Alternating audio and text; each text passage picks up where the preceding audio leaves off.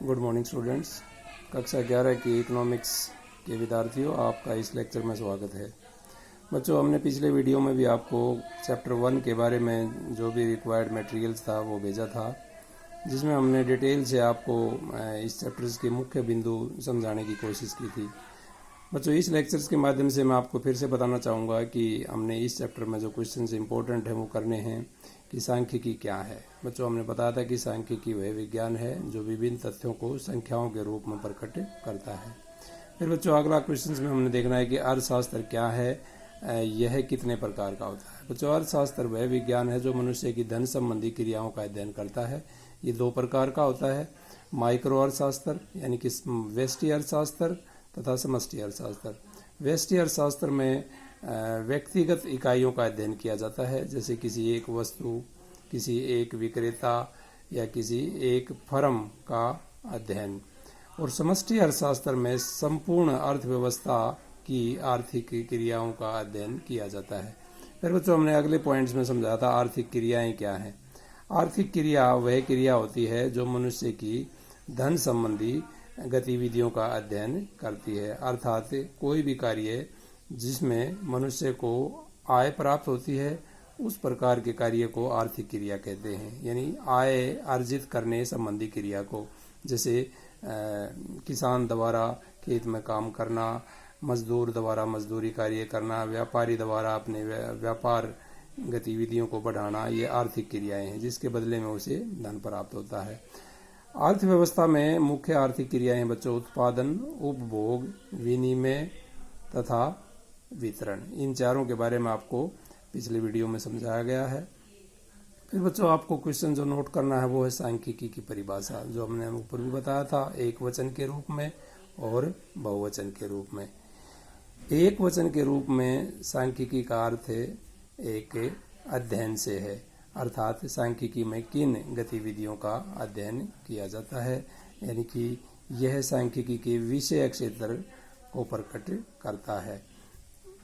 जिसमें हमने पढ़ा है कि सांख्यिकी मुख्य रूप से एक विषय क्षेत्र के रूप में क्या कार्य करती है, जैसे आंकड़ों को एकत्रित करना, उनका व्यवस्थितीकरण करना, प्रस्तुतिकरण करना, आंकड़ों का विश्लेषण करना और निर्वचन यानी उनसे निष्कर्ष निकालना। बहुवचन के रूप में सांख्यिकी क्या है? बहुवचन के रूप में सांख्यिकी का अर्थ है आंकड़ों का विभिन्न प्रकार की गतिविधियों या आर्थिक क्रियाओं में प्रयोग करना, जिसको विभिन्न विषयों में आंकड़ों के रूप में सांख्यिकी को प्रस्तुत किया जाता है, वह बहुवचन के रूप में सांख्यिकी कहलाती है। फिर बच्चों, सांख्यिकी की विशेषताएं जैसे हमने पढ़ी थी वो है तथ्यों का समूह, यानी सांख्यिकी में किसी एक वस्तु या विषय का अध्ययन न करके विभिन्न तथ्यों के समूह के रूप में अध्ययन किया जाता है। केवल संख्याओं में व्यक्त तथ्यों को संख्याओं में व्यक्त किया जाता है। सांख्यिकी के तथ्य अनेक कारणों से प्रभावित होते हैं। सांख्यिकी के जो आंकड़े हैं उनको गणना या अनुमान दोनों के द्वारा प्राप्त किया जा सकता है। बच्चों, अगले क्वेश्चंस में आपको नोट करना है कि सांख्यिकी की मुख्य विधियां, जिनका जिक्र हम ऊपर भी कर चुके हैं। मुख्य विधियां हैं आंकड़ों का संकलन, आंकड़ों का व्यवस्थितीकरण, आंकड़ों का प्रस्तुतिकरण, आंकड़ों का विश्लेषण और आंकड़ों का निर्वचन यानी उनसे निष्कर्ष निकालना। बच्चों, अगला क्वेश्चन आपको जो नोट करना है वो है सांख्यिकी का महत्व। सांख्यिकी का महत्व हम इस क्वेश्चन के बारे में हम इस लेक्चर के लास्ट में बात करेंगे। बच्चों, नेक्स्ट क्वेश्चन है सांख्यिकी की कमजोरियां यानी सीमाएं। क्या क्या कमजोरियां हैं वो वीडियो के माध्यम से भी हमने बताया है। ये केवल संख्यात्मक तथ्यों का अध्ययन है। सांख्यिकी में विभिन्न विचारों या गुणात्मक तथ्यों का बोध नहीं होता।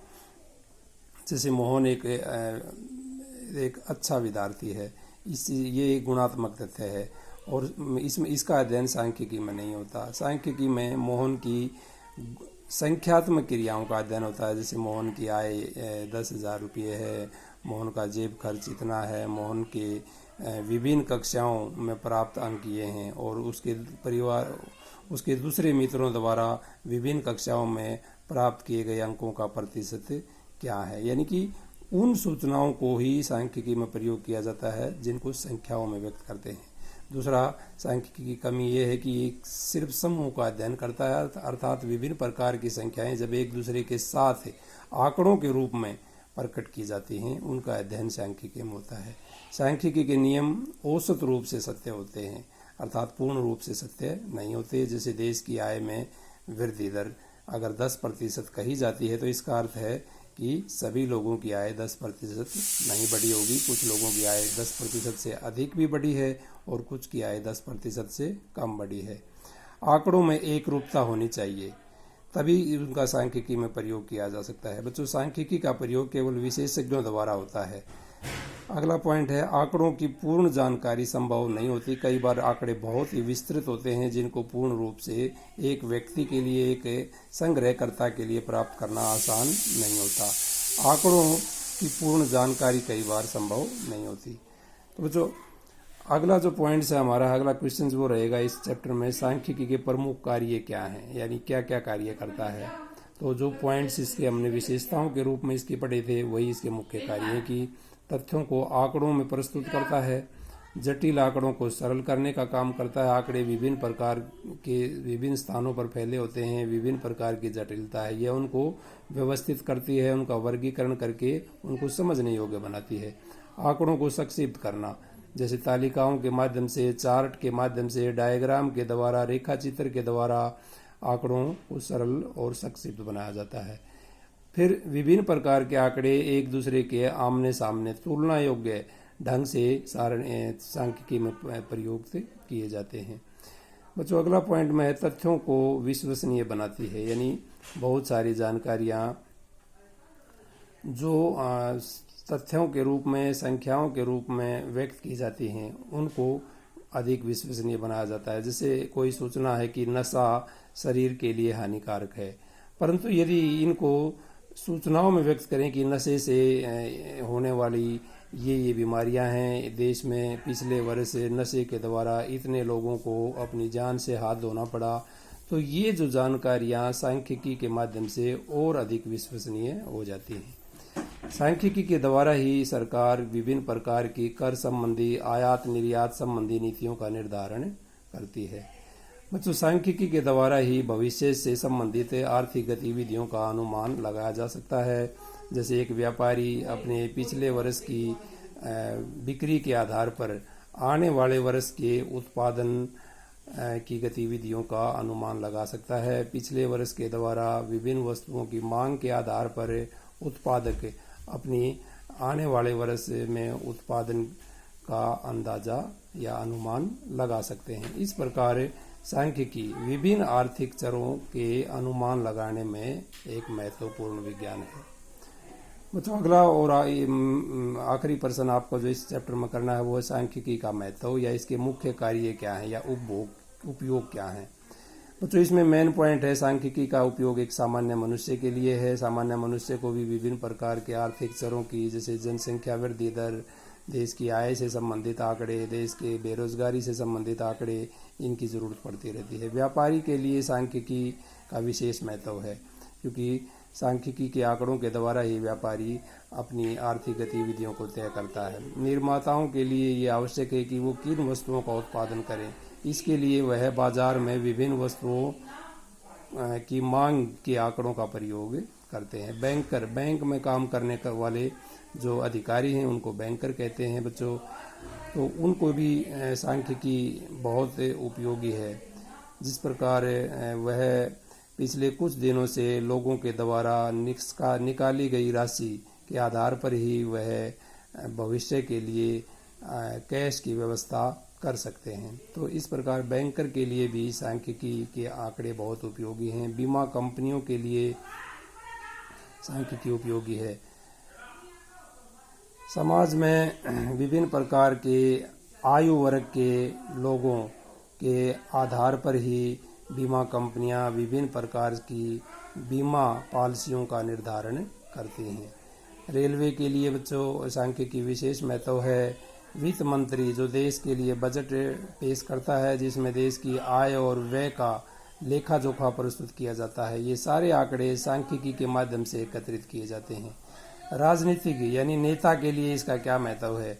कोई भी नेता है वो देश में, चाहे वो सत्ता पक्ष में है या विपक्ष में है, तो सांख्यिकीय आंकड़ों के आधार पर किसी भी सरकार की जो उपलब्धियां हैं या उसकी आलोचनाएं तथ्यों को संख्याओं या आंकड़ों के माध्यम से जनता के सामने प्रस्तुत करते हैं। तो बच्चों अनुसंधान और शिक्षा इसमें भी सांख्यिकी का विशेष महत्व है। सांख्यिकी अनुसंधान का अर्थ है नए ज्ञान का सर्जन, नए ज्ञान की खोज, और यह तभी संभव होता है जब गत वर्षों में जो आंकड़े प्रस्तुत किए गए हैं, जो आंकड़े प्राप्त किए गए हैं किसी समस्या से संबंधित, बेरोजगारी से संबंधित या किसी दवा से संबंधित है कि ये जो दवा है कितने लोगों पर असरदारी है, इनका एक सर्वेक्षण किया जाता है। उसी के आधार पर उसमें किसी प्रकार के संशोधन की संभावनाएं तलाश की जाती हैं।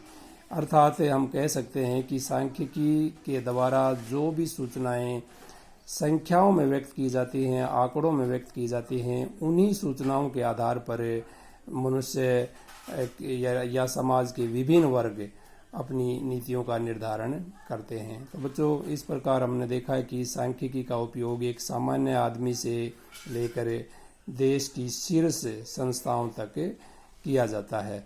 तो ये क्वेश्चंस आपने बच्चों नोट करने हैं। इससे संबंधित नोट्स आपकी जो बुक्स का एक PDF हमने भेजा हुआ है, उससे आप उसका अध्ययन कर सकते हैं।